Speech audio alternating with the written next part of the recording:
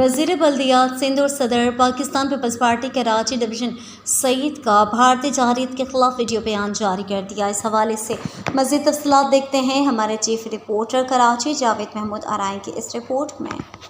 السلام علیکم۔ جیسا کہ آپ کے علم میں ہے کہ کل رات دیر گئے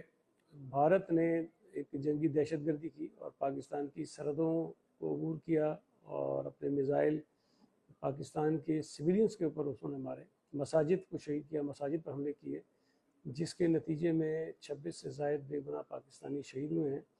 اور کئی درجن زخمی ہوئے ہیں۔ ہمیں خوشی ہے، ہمیں فخر ہے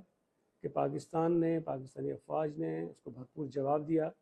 ان کے کئی جنگی جہاز مار گرائے ہیں اور ان کے فوجیوں کی فوجی چوکیاں تھیں اس پہ حملے کیے ہیں۔ لیکن یہ ظاہر ہے کہ کوئی خوشی کی بات نہیں کہ جنگ ہو، لیکن اگر کوئی جنگ پاکستان میں مسلط ہو رہی ہو تو اس کا جواب اسی انداز میں دیا جانا چاہیے۔ اس جنگ کے شروع ہونے سے پہلے ہی 22 اپریل کے بعد جب بھارت نے ایک عجیب جنگی کیفیت پیدا کی تھی، پاکستانی قوم نے یکجہتی کا مظاہرہ کیا اور اپنے تمام اختلافات سے ہٹ کر پاکستانی افواج کے ساتھ، وفاقی حکومت کی پالیسیز کے ساتھ قومی اسمبلی اور سینٹ میں اس اتفاق کا مظاہرہ کیا، یکجہتی کا مظاہرہ کیا جس کی ہمیں ضرورت تھی۔ اور میں یہ سمجھتا ہوں کہ آج ہمیں ایک مرتبہ پھر جو جنگی ماحول پیدا ہوا ہے بھارتی دہشت گردی کے خلاف، پورے ملک میں اظہار یکجہتی کے طور پر تمام سیاسی جماعتوں کو اکٹھے ہونا چاہیے اور اس جنگی بھارتی دہشت گردی کے خلاف مظاہرہ کرنا چاہیے۔ اسی سلسلے میں پاکستان پیپلز پارٹی کراچی نے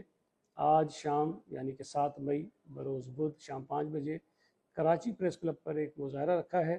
جس میں ہم کوشش کریں گے کہ تمام سیاسی جماعتوں سے رابطے کریں، ان کو بلائیں،